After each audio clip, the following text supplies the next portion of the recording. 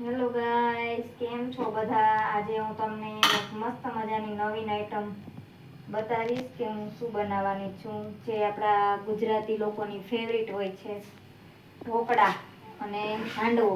તો હું આજે હાંડવો બનાવીશ. જો એના માટે મેં આથો કાલે નાખી દીધો તો આથો આવી ગયો છે મસ્તીનો. હું તમને બતાવતા ભૂલી ગઈ, નહીં તો ફૂલીને આટલો બધો થઈ ગયો તો એના માટે આપણે 3 ભાગ ચોખા અને 1 ભાગ ચણાની દાળ એ દળાવીને હું રાખું છું, અને પછી છાશમાં પલાળીને મૂકી દેવાનો, એટલે બીજા દિવસે આથો સરસ મજાનો 8 થી 10 કલાકમાં મસ્ત આવી જાય. અત્યારે ગરમી છે એટલે 6-8 કલાકમાં આવી જાય. શિયાળો હોય તો થોડીક વાર લાગે.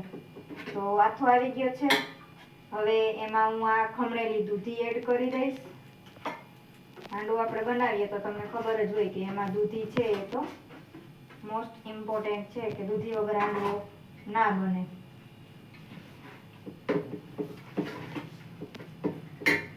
પછી આ છે આદુ મરચાંની પેસ્ટ. તમને જે પ્રમાણે તીખું ભાવતું હોય એ પ્રમાણે તમે લઈ શકો. તો મેં 1 મોરું અને 1 તીખું એવું મરચું, લસણ ખાતા હોય તો લસણ હું ખાઉં છું, અમે બધા તો ખાઈએ છીએ એટલે લસણ, આદુ મરચાંની પેસ્ટ એ બધું આપણે આમાં મિક્સ કરી દઈશું.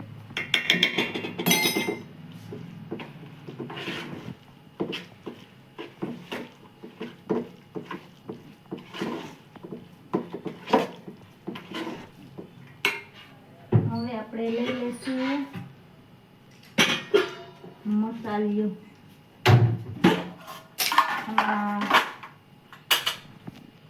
થોડી હળદર, પછી નાખીશું થોડીક હિંગ, ચટણી પણ નાખશું થોડીક. મેં ઓલરેડી મરચાં અને આદુ નાખ્યા એટલે બહુ તીખો ના થઈ જાય એનું ધ્યાન રાખશું. એ પ્રમાણે આપણે ચટણીને એડ કરશું. હવે સ્વાદ પ્રમાણે નમક.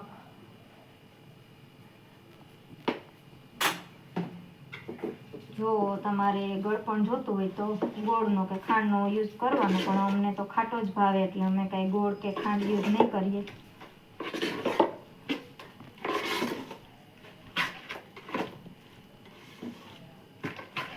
આપણું બેટર થઈ ગયું છે રેડી.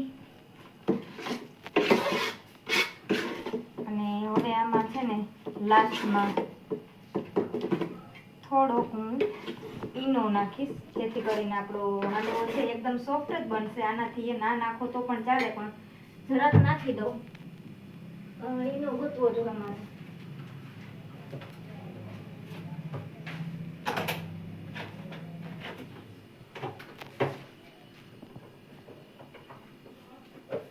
ઈનાનું તો આખું આવી ગયું, પેકેટ હતું. મળી ગયું છે. ઈનો સોલ્ટ છે આપણી પાસે અત્યારે આયા પડી ખાતર. હા, તો જો થોડોક જ, બહુ જાજો નહીં, ચપટી જેટલી, જેનાથી આપણો આથો છે એ મસ્ત એકદમ જાળીદાર બનશે. લાવી દઈએ.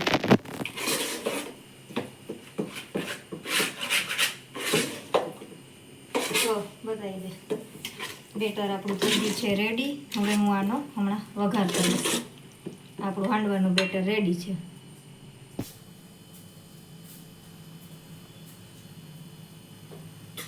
તો હવે આપણે હાંડવાનો વઘાર કરીશું. એના માટે મેં નોનસ્ટિકનું આ એક પેન લઈ લીધું છે, એમાં તેલ મૂકી દઉં.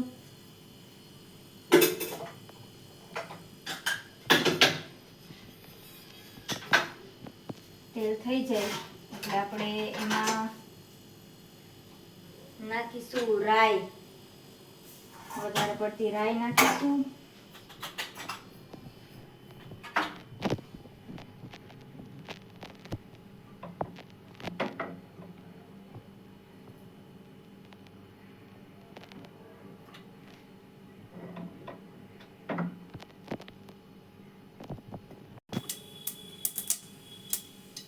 તેલ થઈ ગયું આપણું. હવે આપણે રાઈ વધારે એડ કરી દઈએ.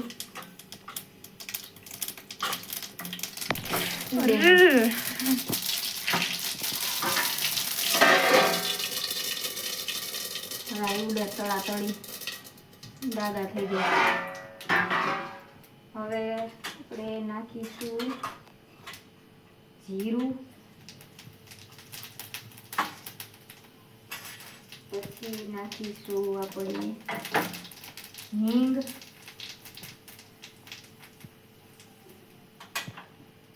મને હિંગનો સ્વાદ બહુ ગમે. પછી આપણે નાખીશું સફેદ તલ.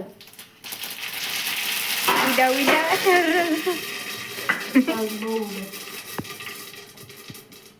હવે આપણે નાખીશું મીઠા લીમડાના પાન અને પછી આપણે એડ કરીશું આમાં હાંડવો. બેટર રાંધવાનું. હા, એટલે હાંડવાનું બેટર. સોરી, ભૂલાઈ જાય હવે ચામડાની જીભ હોય તો વળી જાય છે. પણ વિવર્સ આપણા બહુ હોશિયાર એટલે સમજી જ જાય કે હું શું કહેવા માંગુ છું. આવી રીતે આપણે પતલું પતલું બેટર છે એ ફેલાવી દઈશું. જેમ પતલો હોય ને એમ બે બાજુ ચડી મસ્ત જાય, અંદરથી કાચો ના રહે અને ખાવામાં એકદમ ક્રિસ્પી હોય ને તો મજા આવે.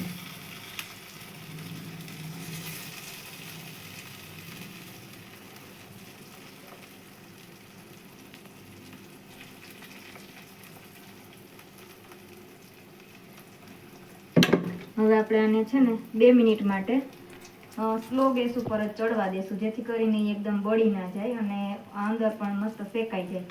તો આપણે થોડીક વાર ઢાંકી અને રાખી દઈએ.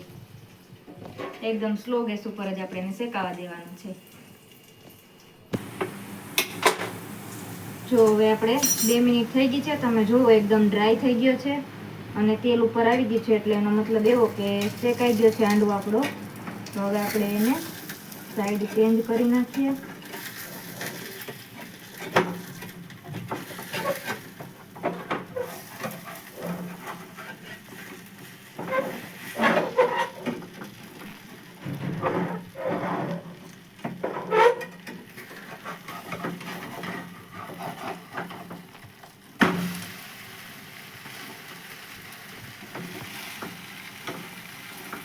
બીજી સાઈડ હવે આપણે પાછો એને ચડવા દઈએ. તો એકદમ મસ્ત ક્રિસ્પી થઈ ગયો છે. થોડું તેલ આપણે સાઈડમાં ઉમેરી દઈશું, જેથી કરીને ચોટે નહીં.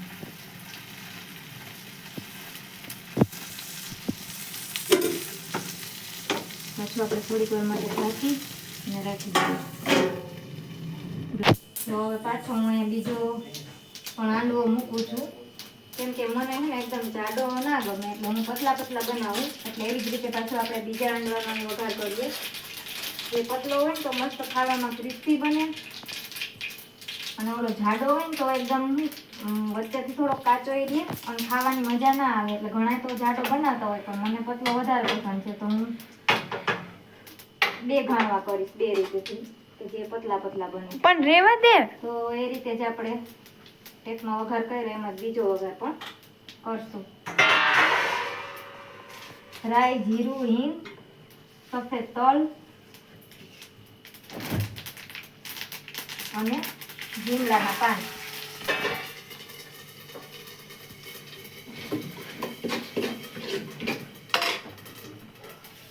આ પેન છે ને મોટું, એટલે આમાં સરસ પતલો પતલો આખાને ફેલાઈ જાય.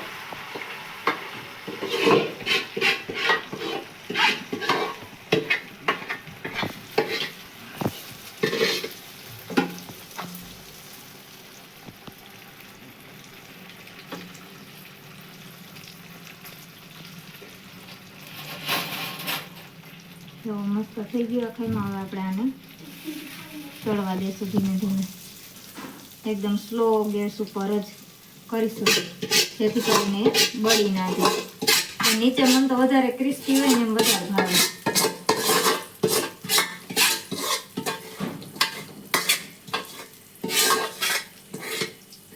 ઢોકળા, હાંડવો, ઈડલી નહીં પણ હાંડવો, ઢોકળા અને ખાંડવી એ આપણા ગુજરાતીના પોપ્યુલર ફૂડ છે.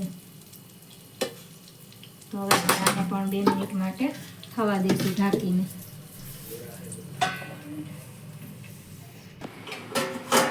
જો ત્યાં સુધીમાં આપણો જે પહેલાં વઘાર કર્યો એ હાંડવો આપણો બની ગયો છે અને હું તમને પ્લેટમાં કાઢી અને બતાવું જે અહીંયા બતાવી દઉં.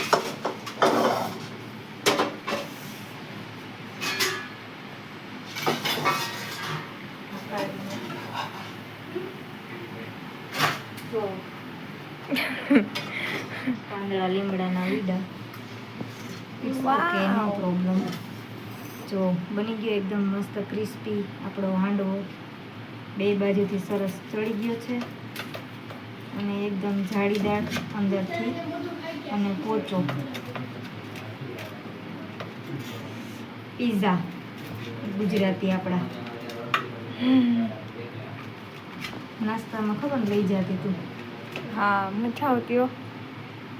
ઓલી કેમ કઈ પણ બહુ ભાવતો. રીતિ બધાને બહુ ભાવતો, રીતિને વધારે ભાવતો.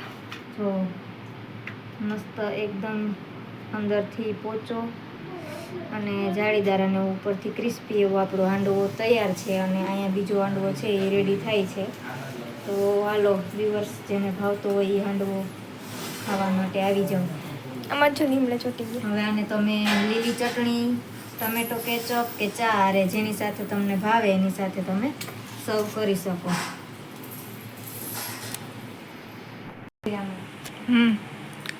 જો આપણો આ બીજો હાંડવો પણ મસ્ત ચોળી ગયો છે. હવે આપણે એની સાઈડ ચેન્જ કરી નાખશું. જો આસાનીથી મસ્ત પીસલી ગયો. આ હે ને કઢાઈ ઓલી હતી, થોડીક આમ વાકી એવી આ ઓલી વાકી નહીં પણ અહીં નાનું પડે ને અહીંથી ફેલાય. આ આખી ગોળ છે ને એટલે મસ્ત જો એકદમ મસ્ત રીતે આખો બધી બાજુથી સરખો શેકાઈ ગયો. હવે આપણે થોડીક વાર બીજી સાઈડ પણ શેકાવા દઈએ. જોઈ લઈએ હવે આપણે 2 મિનિટ થઈ ગઈ છે પાછી, તો બીજી સાઈડ પણ તળી ગયું કે નહીં જોઈ લઈએ. હા, તળી ગયું મસ્ત રીતે.